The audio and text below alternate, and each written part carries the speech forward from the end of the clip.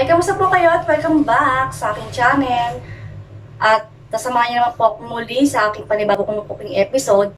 Isa sa mga compilation ko ng aking classic Italian recipe, ito ay ang my ultimate lasagna. Isa sa mga sangkap na gagamitin ko sa pagluluto po ng lasagna ay ang bechamel sauce.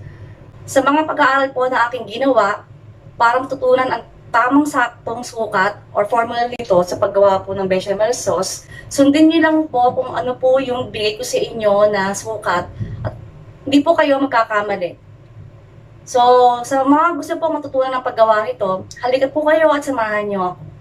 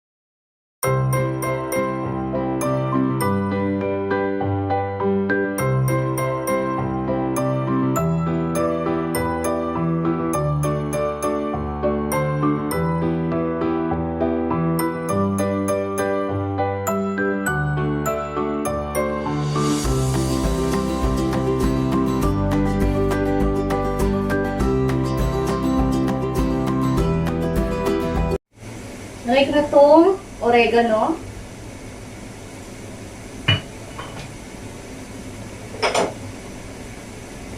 Basil leaves. Red chili powder.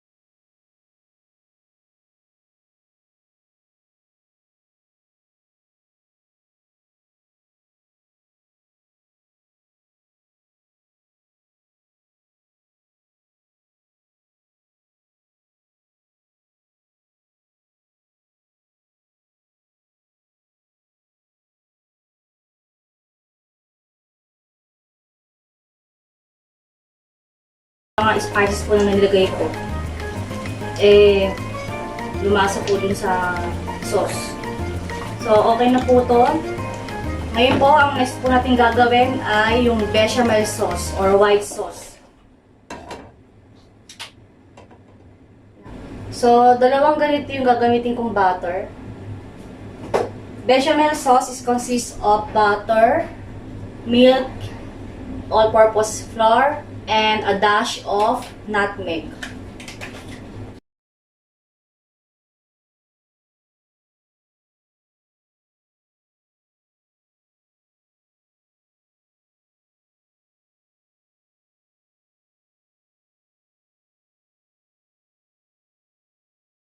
So, lalagay ko na po itong all-purpose flour. At gagamit po ako ng wire whisk na manual.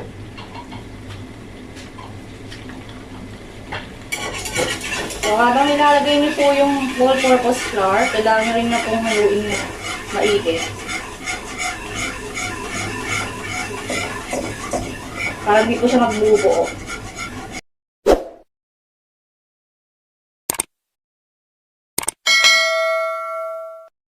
So, habang nag-aano siya, nag-mix yung butter tsaka all-purpose flour, lalagay ko na po itong 800 ml na fresh milk. Okay, so 500 yan. Lagay muna natin yung 500 ml. Tapos kukuha po tayo ng 300 ml na fresh milk. So, ito po yung 300 ml. So, total 800 ml na fresh milk.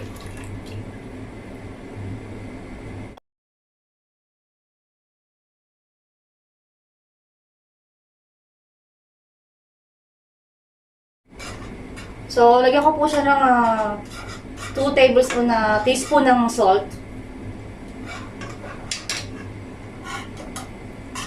Yan, medyo sticky na siya. At ilagay ko na rin po itong nutmeg. Dash of nutmeg.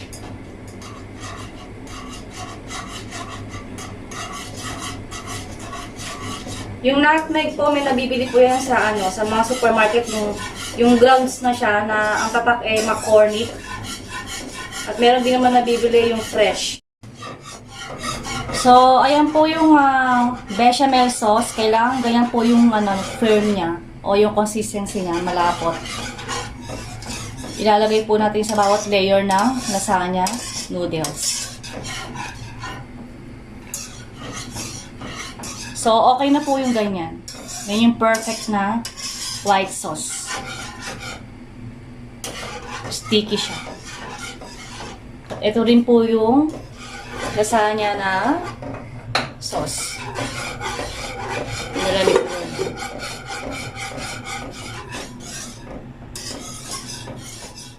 So, ngayon sinetap ko na yung pag-aayos ng lasagna sa Pyrex. Katulong ko si Habi. So, sana po natin. Una akong ilalagay itong peeled tomato.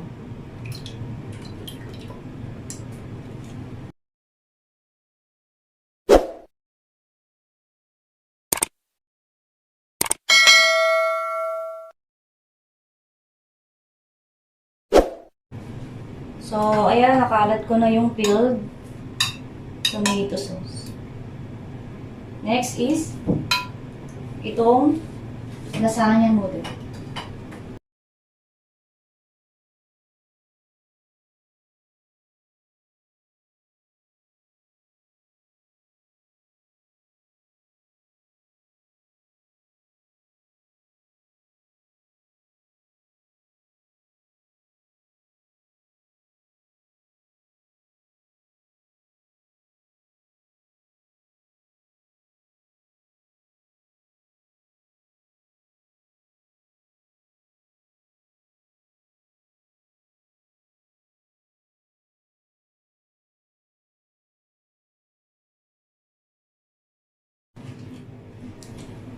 So, minix ko lang yung white sauce dun sa sa ground beef.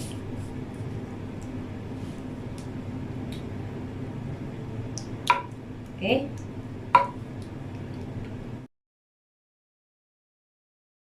Huwag niyo po masyadong aalatan yung sauce nyo ha, kasi itong mozzarella cheese medyo maalat po ito. Kailangan balansin lang po yung timpla.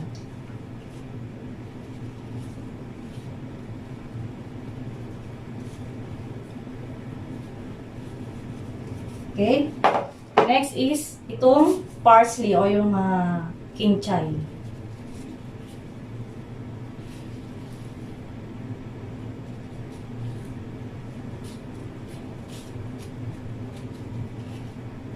Kalat lang din natin yan. Lahat yan. I-spread po natin.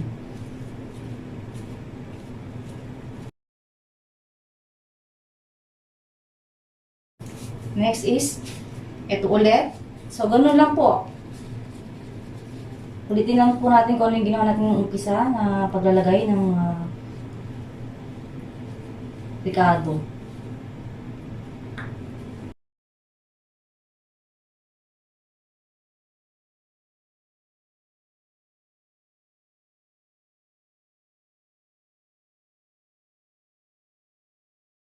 So, ito ulit, yung sauce.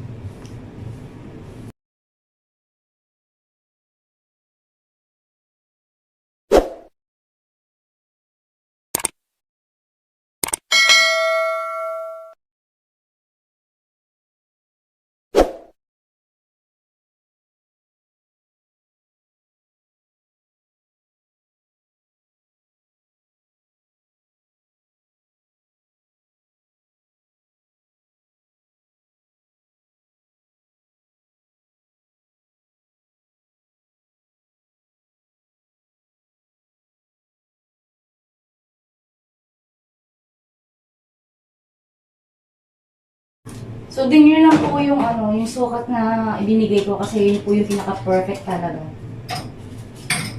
Hindi po kayo magkakamali pag yun po yung sinunod yung sukat na binigay ko.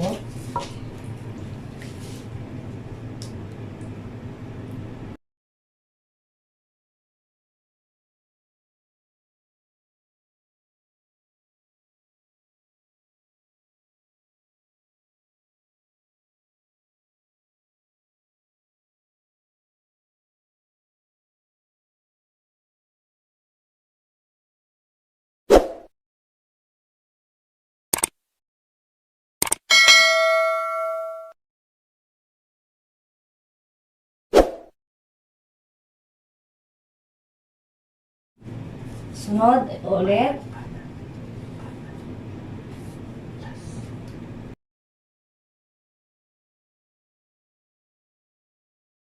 Pag nagluto po kayo ng noodles ng lasagna, huwag po masyadong i-overcook kasi malalata siya, tsaka ang hirap ayusin. Magkakanda, na yan, putol-putol na. So, kailangan bantayan nyo rin po.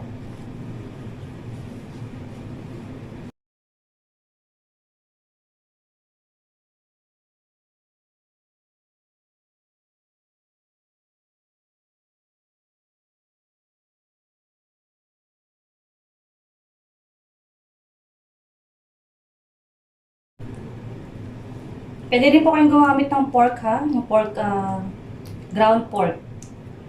Or mixed beef or ground, is either. So, dalawa po. Pwede nyo po siyang i-mix, pwede yung lang, pork lang, pwede yung beef lang. Depende po yun sa inyo kung anong gusto niyo po.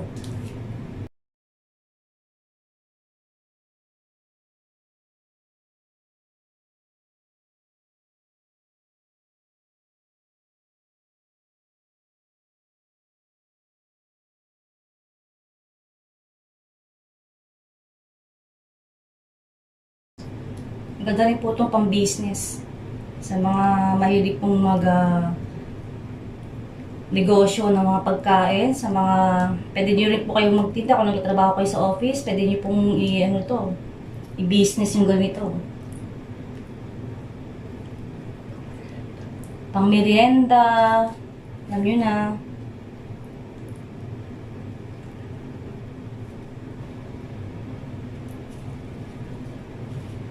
Masarap to, may katambal to na garlic bread eh. White sauce na po sa ibabaw.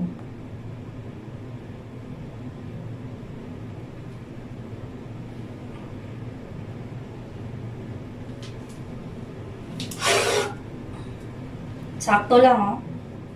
Yung isang casserole na ginawa ko.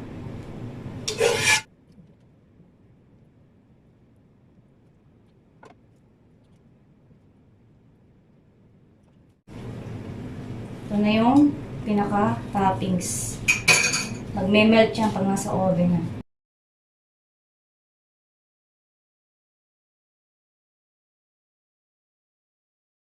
So, done. Lalagyan na po natin sa oven. 30 minutes broiling time. So, ayun na. Pinasok na sa oven. So, 30 minutes waiting time. All done. Cooking lasagna. Ultimate lasagna. So, done. Hiwain natin at tikman.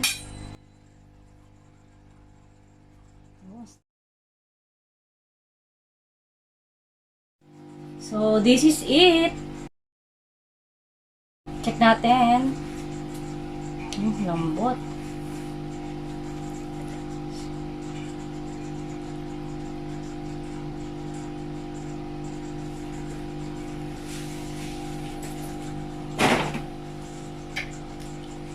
Harap. Cheesy. Perfect.